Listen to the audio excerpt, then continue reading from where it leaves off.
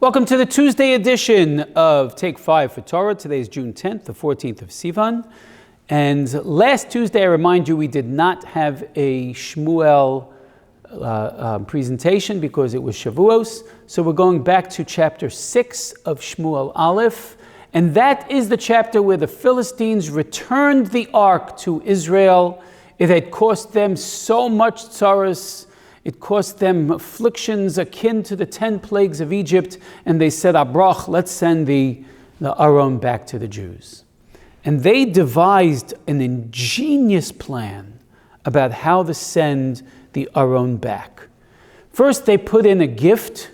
The Tanakh uses a word that never appears again. The word is teshura, a gift that was put into the Aron of certain gold pieces that they felt would please the God of the Israelites. Of course, they didn't understand the true nature of God.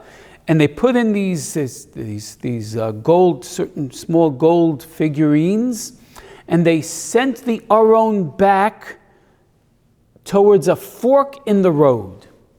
This decision on their part was actually quite brilliant as a test. Their test was to see if all those plagues that had come to them was really sent by the God of this Aron, of this holy ark. Remember when we described earlier how the God of the Philistines, the Dagon, kept falling right in front of the ark when they put the ark in their God's temple, and their God's statue of Dagon kept falling in front of them. They kept thinking that this is just a happenstance. Right? And they just keep on, this is their superstition. This is the way an idolater behaves. If an idolater is foolish enough to think that this picture of a fish is going to help them, then they can be foolish enough to think that every time it falls, it's just a happenstance. But this was their plan. They put the Aron on the backs of a wagon, the cattle dragging the wagon, and these were cows, female cows. Not bulls, but cows. And the cows were put in front of their young calves, their own calves, that they wanted to milk, on a road leading back to Philistia. And at the fork was another road leading to Beit Shemesh, where the Jews lived.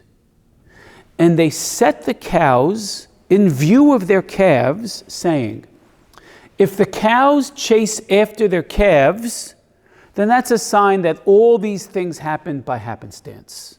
It was all just a coincidence, and we'll take the Aron back, and maybe melt it down, and ruin the power of their God. But if the cows turn towards Beit Shemesh, towards the Jews, then surely that's a sign that it's their God doing all this. And you see the brilliance of this plan. Of course, cows are going to follow their calves. They have a natural instinct to milk their calves. So of course they're going to go back to Philistia.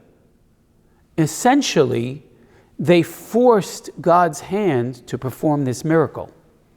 The cows, totally disregarding their young, totally disregarding their instinct, moved away from the road going back to Philistia and traveled all the way into Beit Shemesh. It's amazing. The Gemara in Maseches Avodah Zarah enhances this miracle considerably and says that yes, God went along with the Philistine plan in order to show them once and for all what can get through your thick head to let you know that you sinned in taking the Aron and glorifying in the fact that you feel that you defeated the God of the Israelites. And it's a short chapter, but it describes the trip that the Aron took back towards Israel. And when it got to Israel, Nebuch, the people of Beit Shemesh, also did not treat it with the proper respect. And it caused problems in Beit Shemesh as well.